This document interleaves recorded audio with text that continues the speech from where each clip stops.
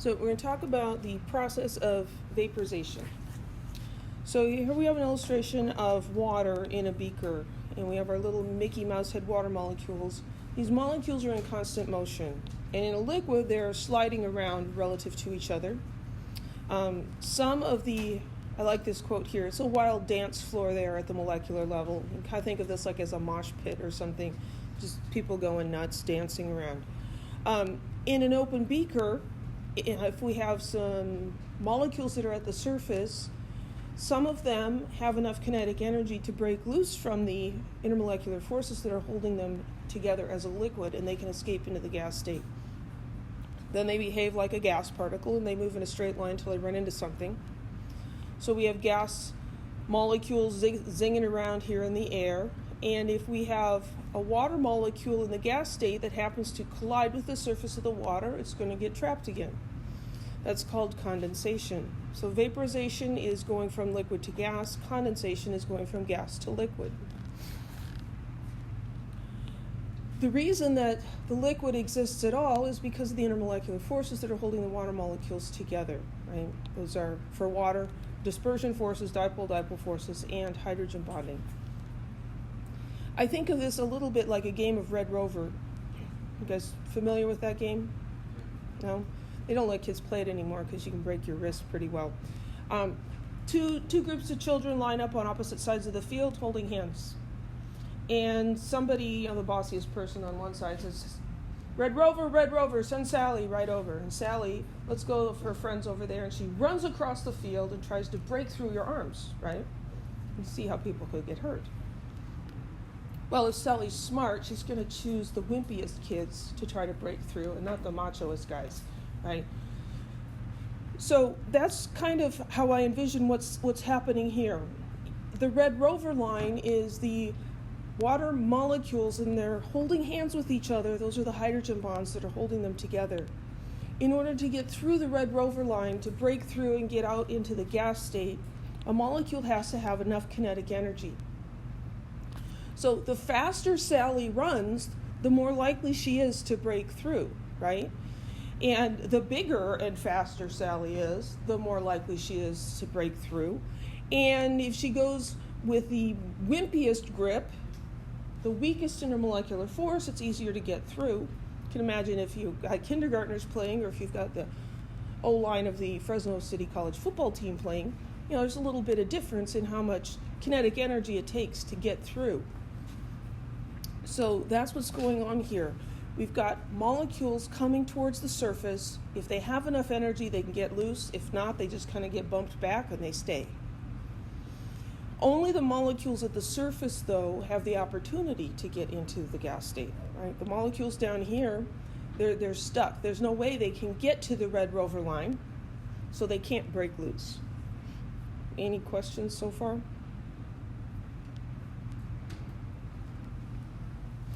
This is a graph showing the fraction of molecules with a certain amount of energy as a function of the kinetic energy, so the distribution of thermal energy. So at low temperature, we have a distribution of energies. So there's an average kinetic energy, and that is reflected in the temperature, but that does not mean that all the molecules have the same kinetic energy. Some are higher and some are lower. And so this blue curve represents that distribution. The dashed line here is the minimum amount of kinetic energy that's needed to escape, to break loose and get into the gas state. And so the area under this blue curve shows us the number of molecules that have that much kinetic energy. And we can see that it's pretty small. If we increase the temperature of the liquid, we increase the average kinetic energy. And the average kinetic energy is still not enough to break loose, but the distribution curve broadens out and shifts over, and so now we have a larger fraction that are able to break loose because they have enough energy. So average energy increases with temperature. At higher temperatures, vaporization occurs more quickly. Now, some of this we can remember just because of our experiences with trying to get things dry, right? If you have a wet towel, how can you make it dry faster? put in the dryer, right? And what does the dryer do? It heats the towel, right? Because vaporization occurs faster at higher temperatures. So when we increase the temperature, we increase the rate of evaporation. Any questions yet?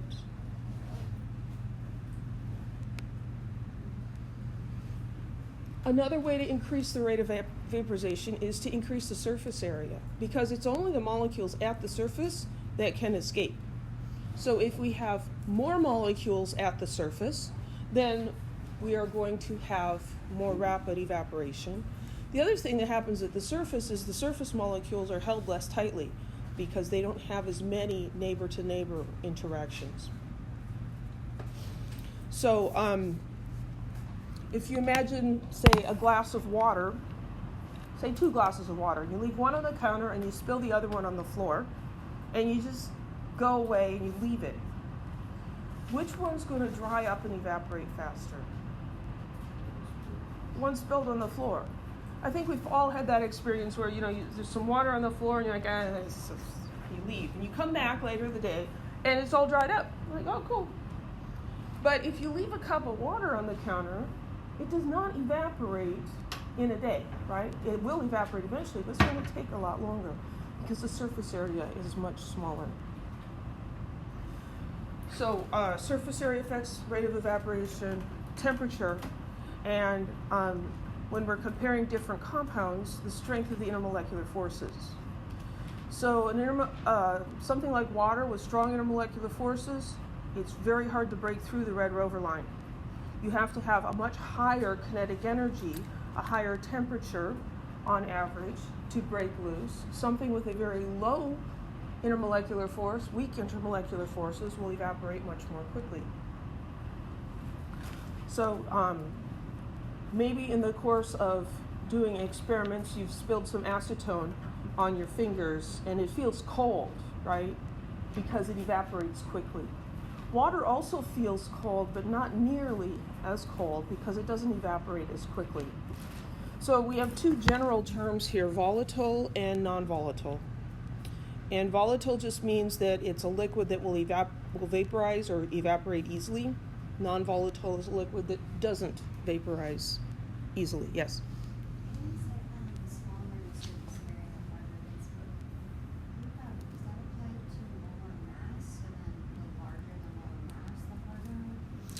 Well, the molar mass has to do with has an influence on the strength of the intermolecular forces.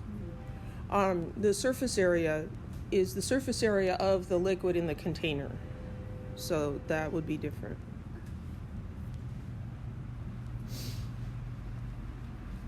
There's energy involved in vaporization. So if we think about that beaker again and we say, well, let's imagine that it's thermally insulated, right? It's like a super insulated beaker. So we're not going to worry about heat being transferred in and out of the beaker. What is going to happen to the temperature of the water that's left in the beaker as the molecules evaporate? Which molecules are evaporating? The high energy ones or the low energy ones? The high energy ones. So all the high energy ones are leaving. What does that do to the average kinetic energy of those that are left? Lowers it, right? So as the liquid evaporates, the temperature of what remains is going to decrease. Make sense? So vaporization is an endothermic process. It requires that heat be put into the process. Now, we don't normally see that the temperature of a glass of water sitting on the counter is going down as the water evaporates because it's not thermally insulated and heat will flow in from the surroundings. But vaporization being an endothermic process is why sweating cools your body. So evaporation is an endothermic process. And that makes sense to us because, we think about how do I make something evaporate faster? I heat it up. I put energy into it. If evaporation is endothermic, then the opposite must be exothermic. So condensation is an exothermic process. A steam burn caused by steam condensing into water on your hand can give you a really, really bad burn because of the amount of heat that's released as the condensation occurs.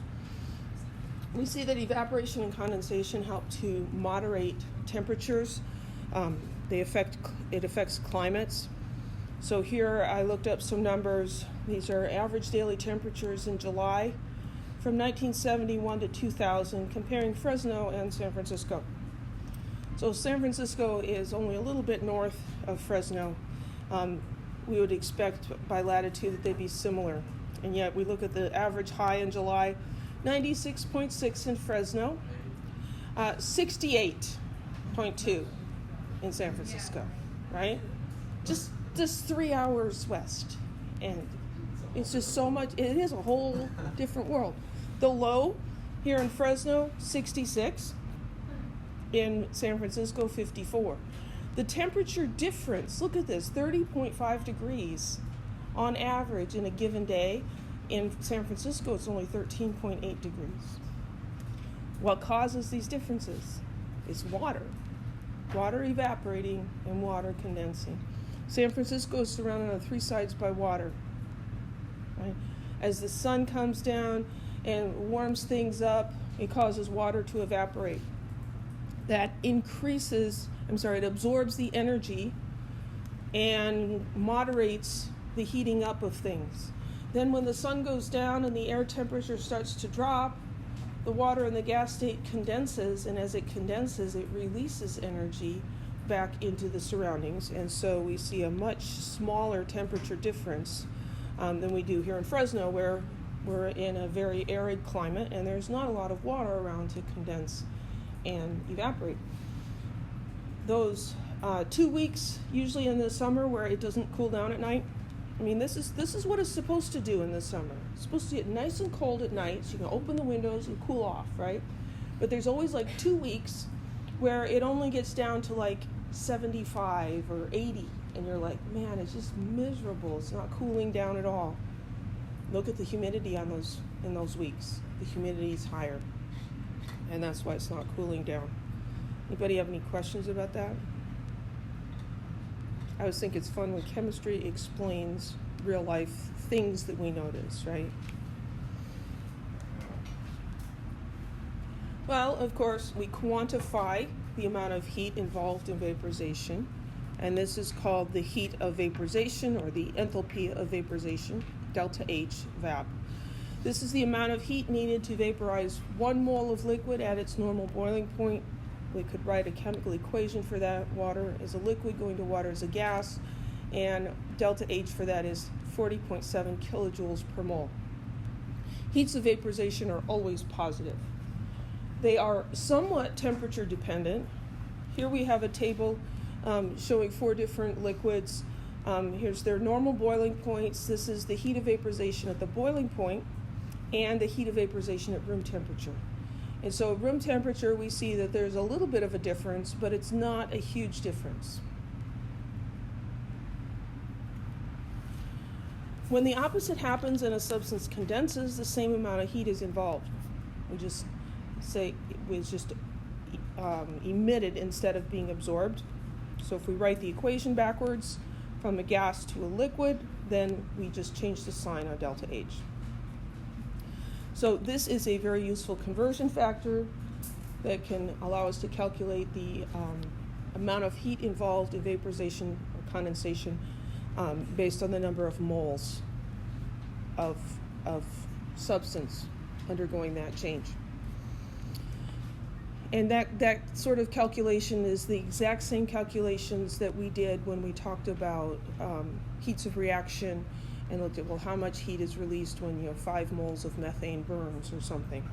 We just use this as a conversion factor. This is per mole, referring to the molar amounts in the equation. Here it happens to be 1 mole. So we can do calculations like this, calculate the amount of heat in kilojoules required to vaporize 2.58 kilograms of water at its boiling point.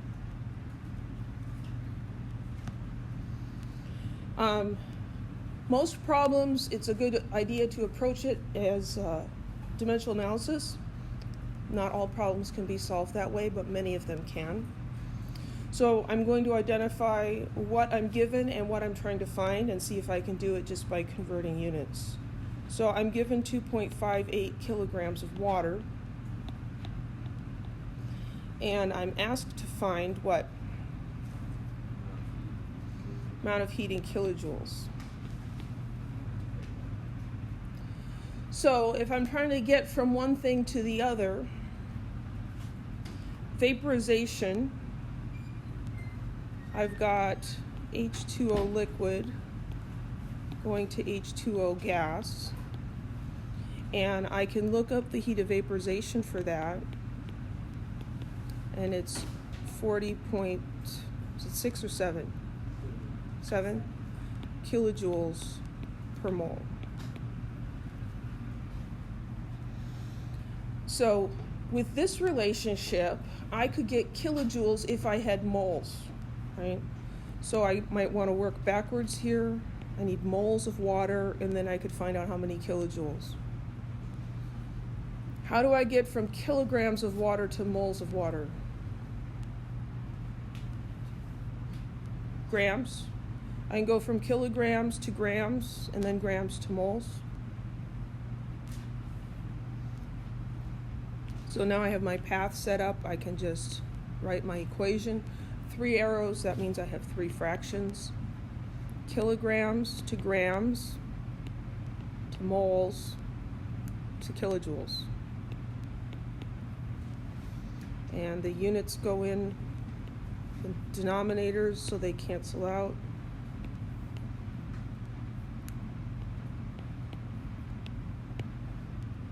My last term has kilojoules and moles in it, and that's the heat of vaporization.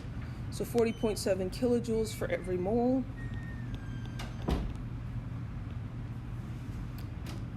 Grams and moles, that's going to be the molar mass. For water, that's 18.02. And then here we've got grams and kilograms. So again, we remember that kilo means times 10 to the 3, plus 3, right? So in the denominator, I have 1 kilo. In the numerator, then I have 1 times 10 to the 3 grams. And then I get out my calculator, and I punch it through.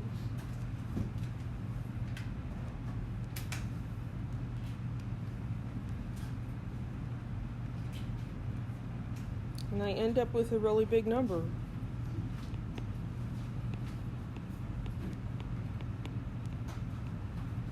And it keeps going a couple more digits. The unit there would be kilojoules. How many significant figures should that have? 3, right? So this is my third significant figure. That's 5,827. I can't round that to 580 something. So I could call that 5,830 kilojoules. Or in scientific notation, 5.83 times 10 to the 3rd kilojoules. Any questions?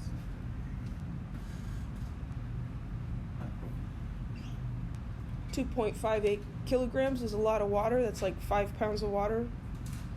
To vaporize that, that's going to take a lot of energy.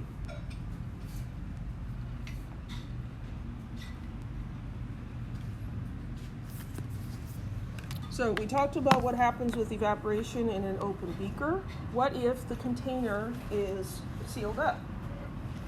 So here we've got an Erlenmeyer flask with a rubber stopper in the neck.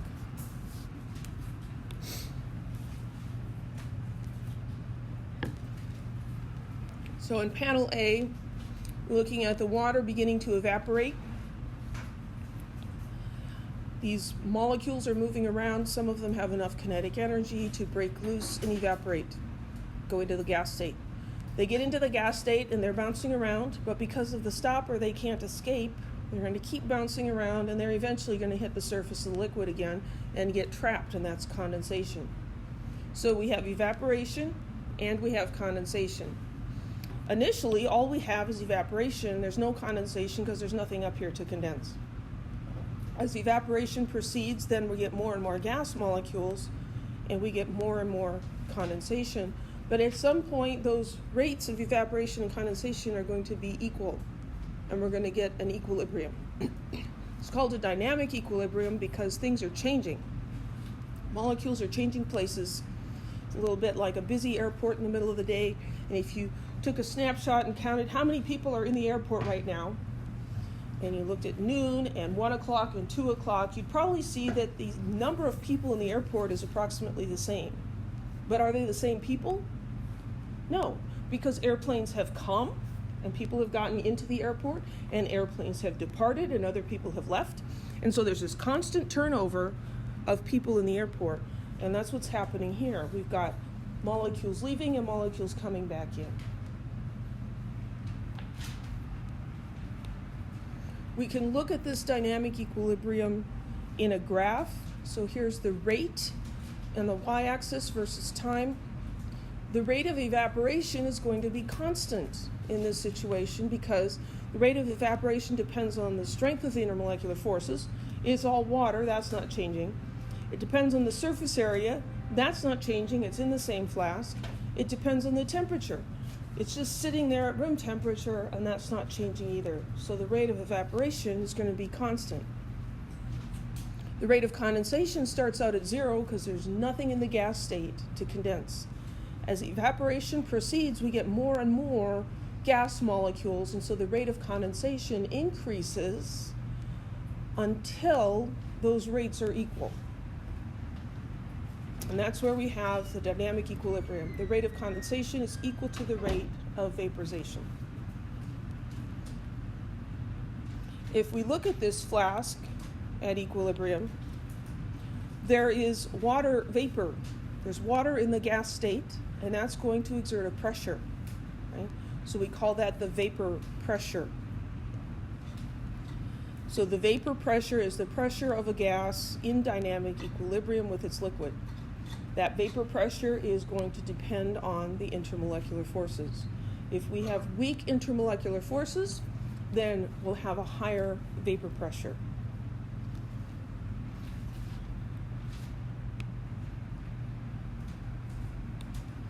If we disturb the equilibrium, we'll see that the system is going to respond. So here we have dynamic equilibrium established. This looks like pentane. We have liquid pentane and pentane in the gas state, and these arrows are showing that evaporation and condensation are occurring at the same rate.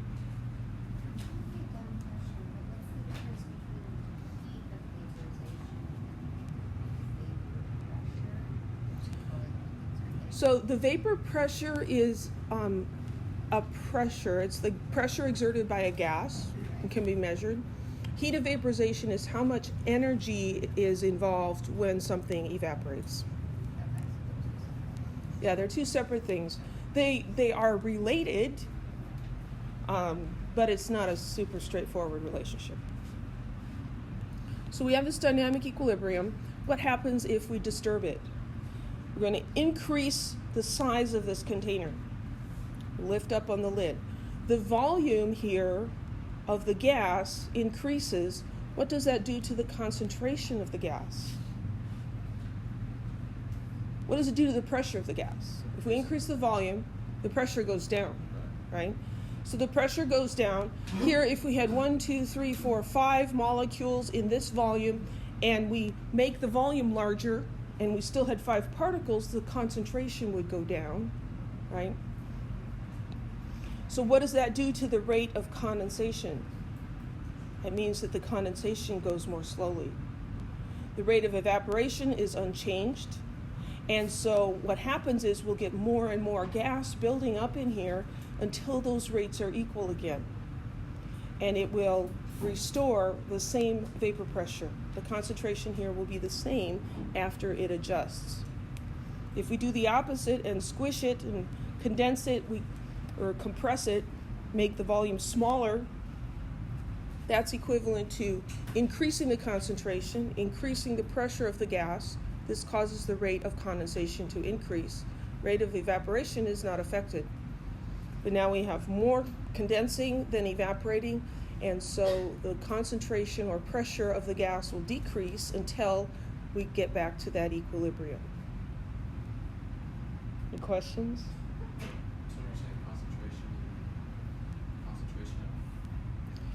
Yeah, we can think about the we don't talk about it very much, but you can think about the concentration of a gas, of a gas, because it's like how many particles in a given volume. You think how many moles of gas in a liter, right? That would be the concentration.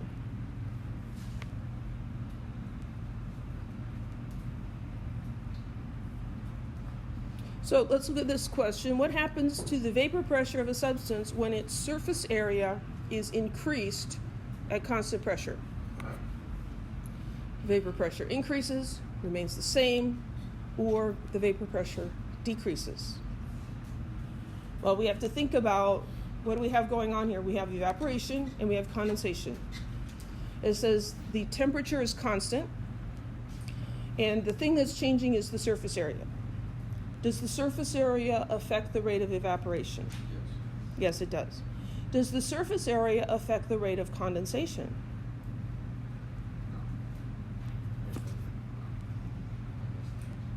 It does. Oops, sorry. It's easier for them to... Well, there's a bigger target, right? Yeah. So if we think about a container like this or a container like this,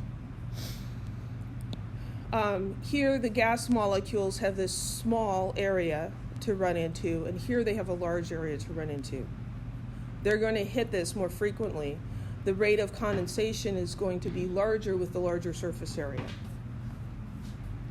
But the rate of evaporation is also larger.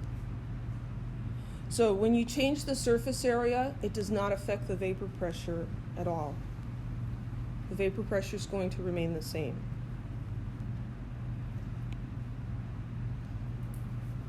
Any questions about that? It's not an obvious thing. Yeah, so surface area affects both. It affects both. Mm-hmm.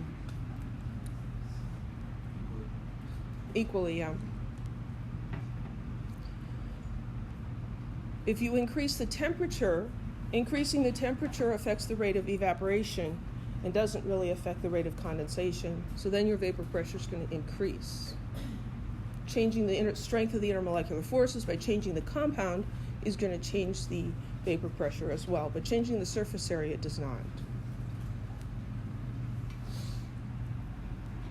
So vapor pressure is dependent on temperature. Here's a graph showing the temperature dependence of several different compounds. Vapor pressure in torr on the y-axis, temperature in degrees Celsius. So here's water. Water starts out with a very low vapor pressure around room temperature. As we increase the temperature, the vapor pressure increases steeply. At 100 degrees Celsius, the vapor pressure of water is equal to 1 atmosphere, or 760 torr. We see that a small change in temperature causes a big change in vapor pressure. There's diethyl ether, ethyl alcohol. Ethylene glycol is a much flatter curve, and so changing the temperature there does not change the vapor pressure dramatically, but it does still go up. The vapor pressure increases with temperature because as you increase the temperature of that liquid, you're shifting over that average kinetic energy is moving higher, and the bell curve is spreading out, and so you have a higher fraction of molecules that are able to escape. So the rate of evaporation increases.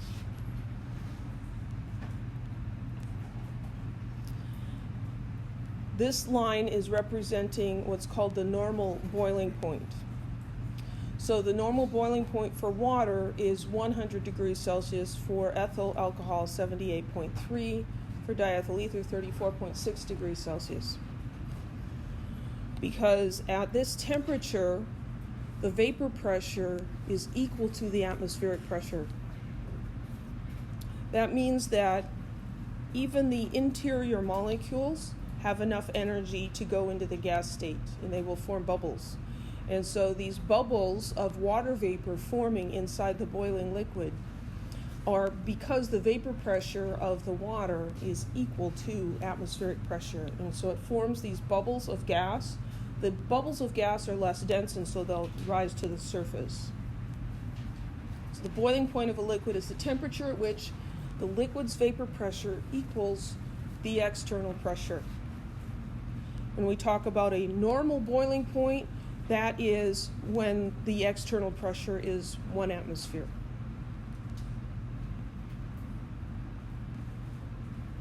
So this means that the boiling point of a liquid depends on the pressure, the external pressure. The slides don't do a very good job of this, but we can go back to this one. So here, 760 torr, my boiling point for water is 100 degrees.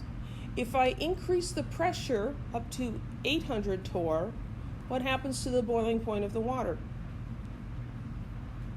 It goes up. If I decrease the pressure, the boiling point of the water goes down.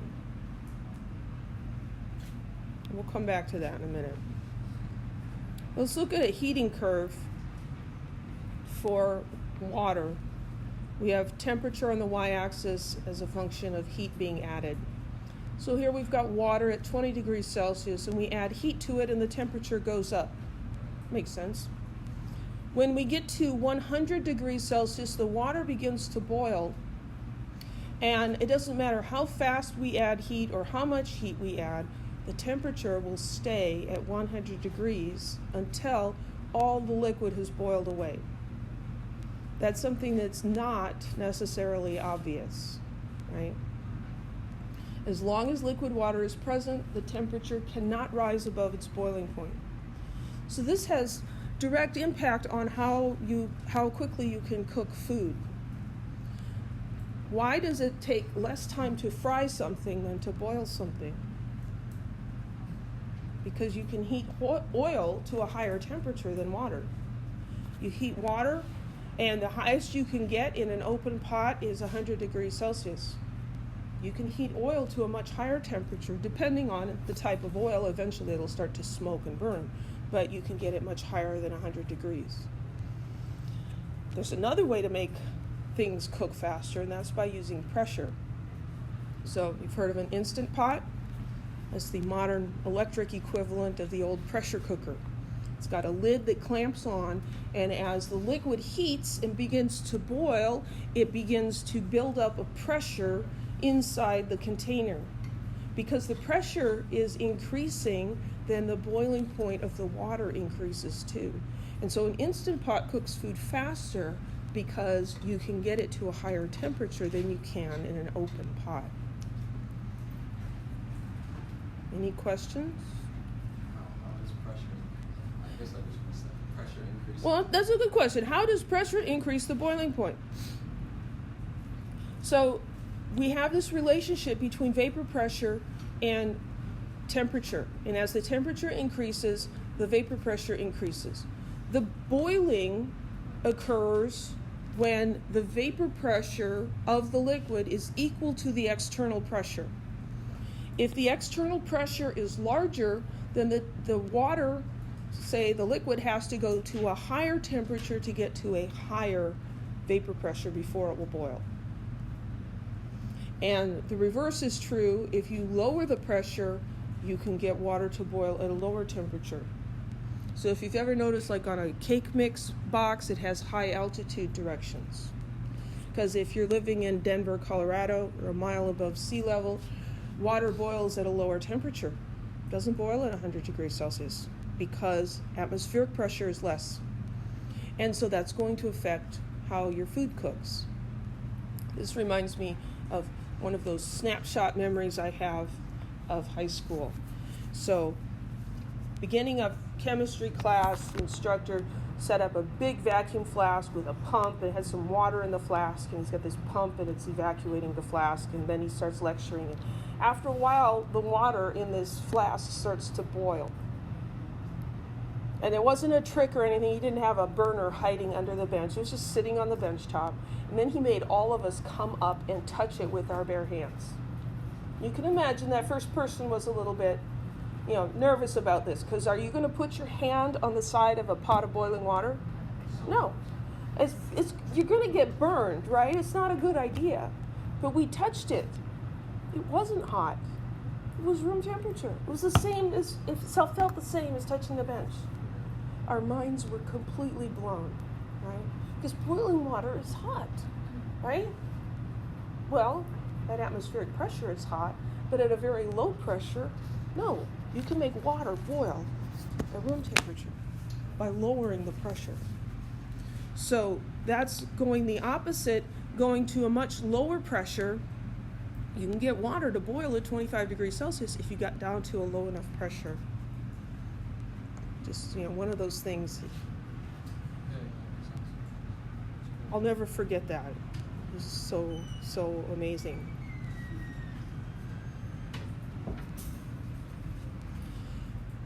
So we should learn to interpret a graph like this.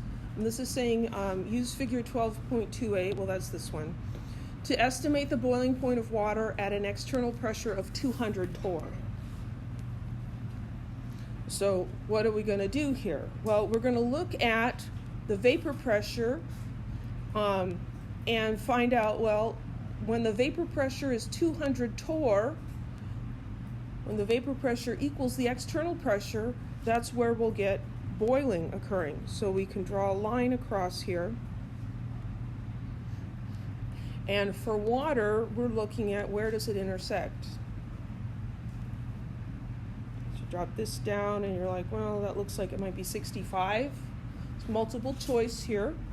So which of these is closest? A, 66. So we can predict what temperature the water would boil at if the external pressure was 200 torr instead of 760.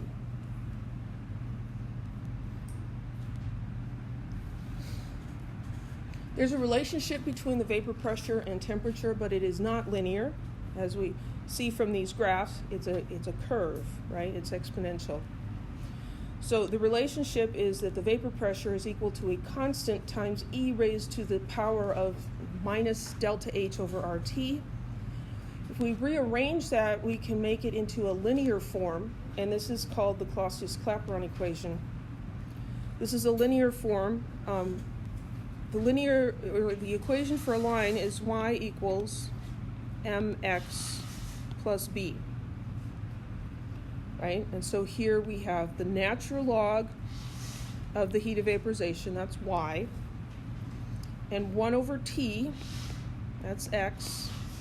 Natural log of beta is b, and this is our slope, negative delta H over r.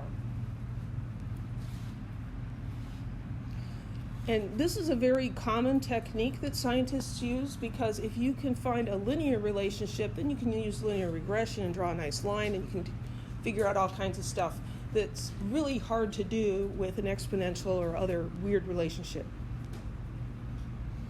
So here we're going to graph the natural log of P versus 1 over the temperature, and of course that needs to be in Kelvin, and we'll get a straight line, and the slope will be negative delta H over R. So that's going to look something like this.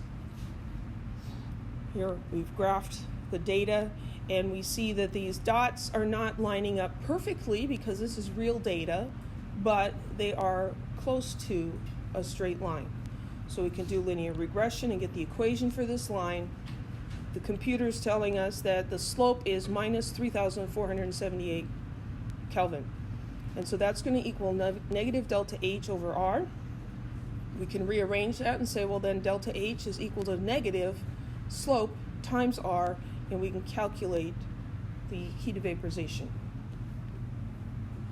by looking at the vapor pressure at different temperatures.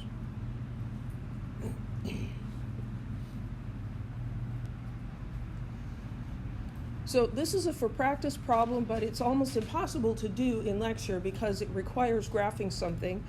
So I'm not going to actually do that, but I'll talk you through how you would solve this problem. It says the vapor pressure of carbon tetrachloride is measured as a function of the temperature, and the results are tabulated. Determine the heat of vaporization of carbon tetrachloride. This would also not be a good exam question because I'm not going to make you graph stuff on an exam. So what are we going to do here?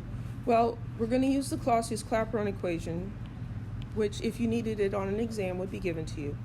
the natural log of the vapor pressure is going to equal negative heat of vaporization over R times 1 over the temperature plus the natural log of that constant beta, which usually we care nothing about. I have temperature and I have vapor pressure, so what I need to do is I need to calculate what is 1 over the temperature. So 1 over temperature, 1 divided by 255. This is going to give me 0.00392. It's always very important to remember these leading zeros are not significant figures. This has 3 sig figs. We want to keep at least 3 sig figs. Sometimes people round this to 0.004, not recognizing the leading zeros. And then you end up with a lot of error from rounding. If you're ever not sure, keep extra digits. That's always better. Here for the vapor pressure, we want to find the natural log of the vapor pressure.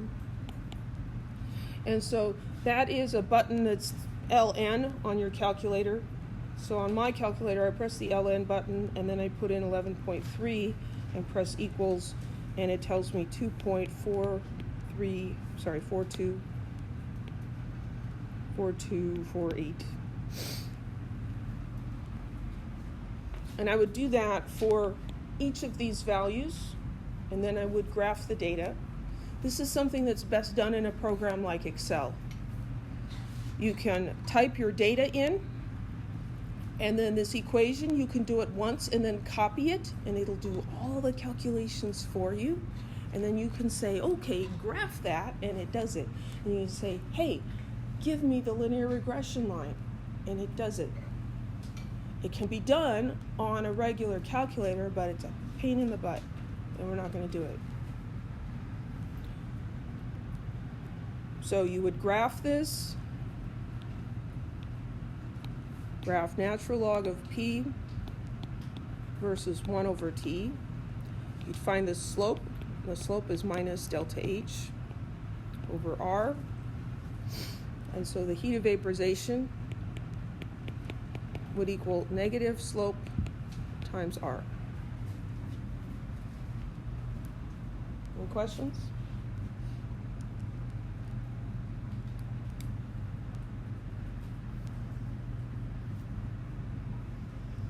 We can also make a 2-point form of the Clausius-Clapeyron equation, which allows us to just look at 2 points, a pair of pressure and temperatures. So the natural log of P2 over P1 equals negative delta H over R times 1 over T2 minus T1. And again, this equation will be provided on your periodic table sheet. This allows us to calculate the heat of vaporization if we know vapor pressure and temperature at 2 points, or if we know the vapor pressure, we can calculate, if we know heat of vaporization, we can calculate the vapor pressure. So this is a sort of problem that does work on an exam. Propane has a normal boiling point of minus 42 degrees Celsius and heat of vaporization of 19.04 kilojoules per mole. What's the vapor pressure at 25 degrees Celsius?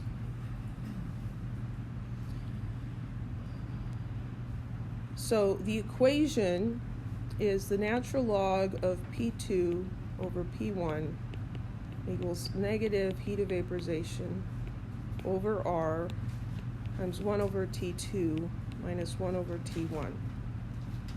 So we've got 5 variables here. We've got 2 pressures, 2 temperatures, and delta H. Well, they told us what delta H is.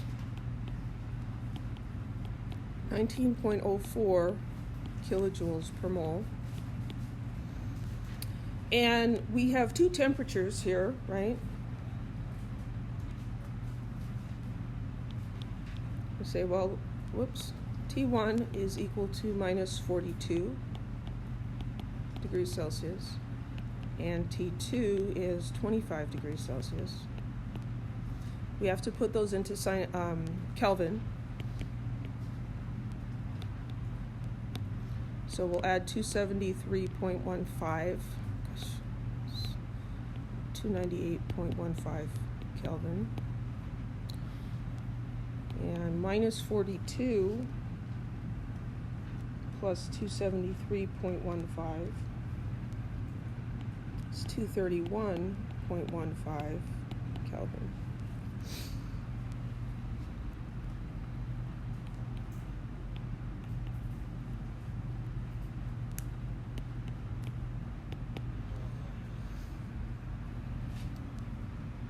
So I labeled 25 as P2. The question is, what's the vapor pressure at 25?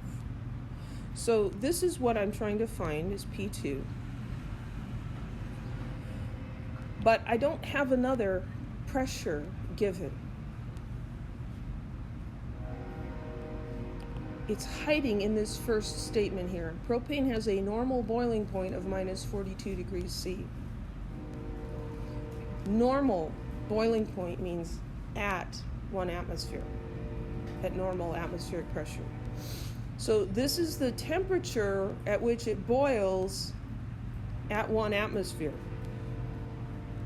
So that means that P1 is equal to 1 atmosphere. And that's something that's often overlooked and makes that problem really hard.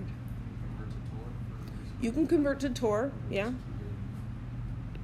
This one actually gives, I forgot to do the animation, but this one gives the answer in torr, so we can do this by converting the temperature to torr. So I'm going to take these values and I'm going to plug them in.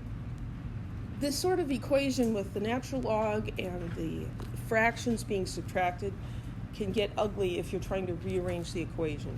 So this is one where it might be better just to plug the numbers in and deal with it that way. So I've got P2 over 760 torr is equal to negative delta H, 19.04 kilojoules per mole, divided by R. There are two values of R, the 0.08206 liter atmospheres per mole and 8.314 joules per mole Kelvin. So that's the one we want here, is 8.314 joules per mole Kelvin. And then we've got temperature 2 is 298.15 Kelvin. Temperature 1 is 231.15 Kelvin. It's really important to put the units in and look at them. Are the units all good here?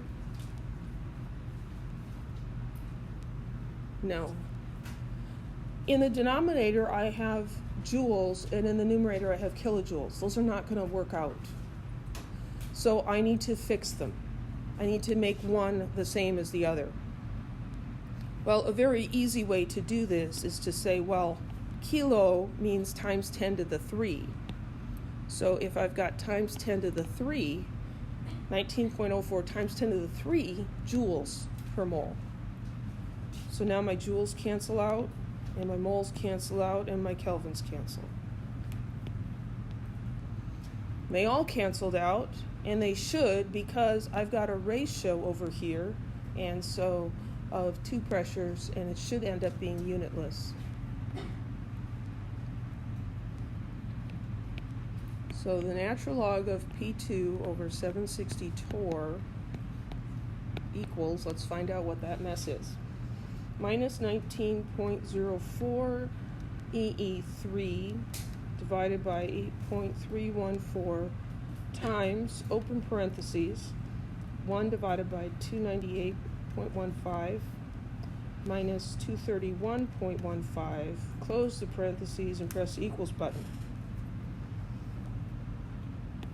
529,351. Lots of numbers.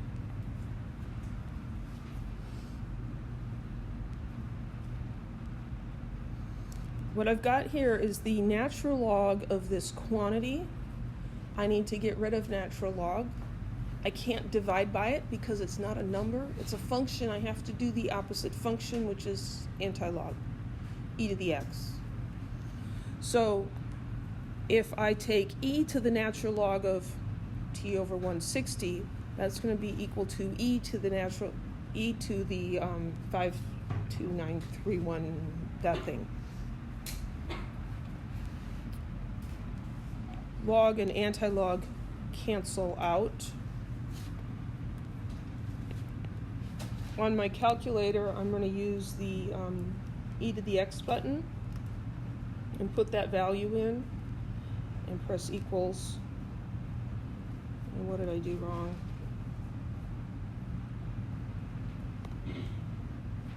Did something wrong.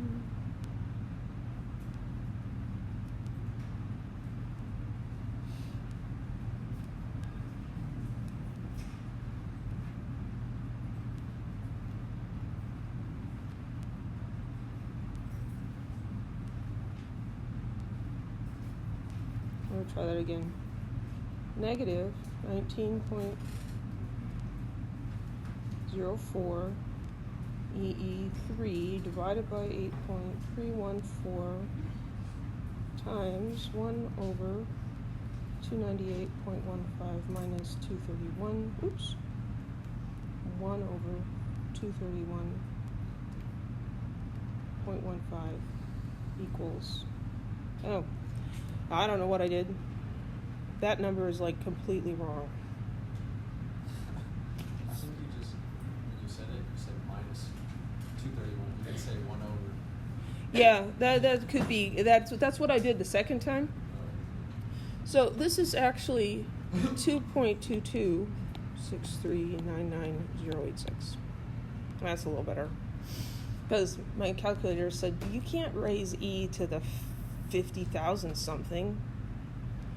I can't handle it. That's too big. Okay, so e to this number is better.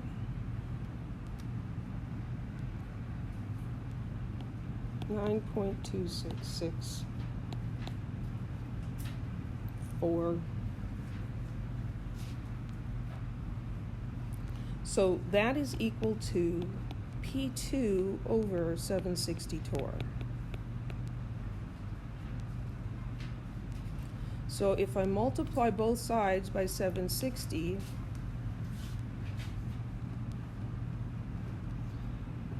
I get P2 is 7042 torr. 7.04 times 10 to the third torr.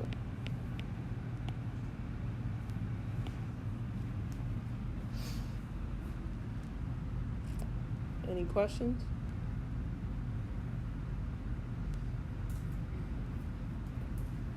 This is a messy bit of algebra.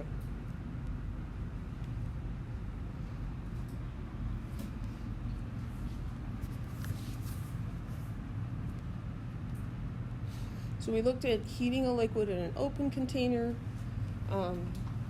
evaporation in a closed container.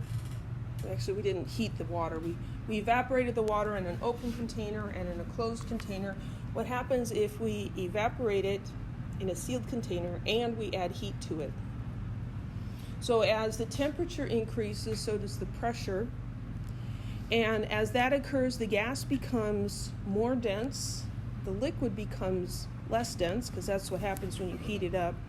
And at some point, the gas and the liquid states merge together and become one. They're not a gas and they're not a liquid, they're in between. And that's called a supercritical fluid. Here's a picture into a high pressure chamber, and we see there's gas and liquid. And as the temperature increases, the pressure increases, these two phases merge into one.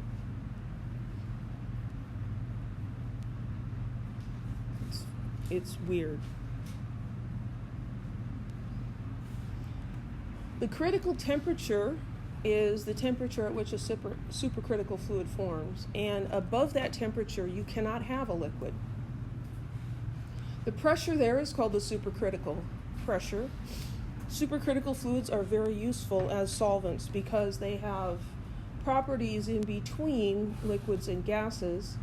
Supercritical CO2 is used to decaffeinate coffee. So you can put the coffee beans in supercritical CO2, and the caffeine will dissolve in the CO2 and can get washed away. And the compounds that are responsible for the flavor are not soluble in the CO2, and those stay behind. And then when you're done and you open this container, you don't have to worry about any harmful residues left on the coffee beans, like if you used some other sort of a chemical, because the CO2 just evaporates and it's gone. Pretty neat.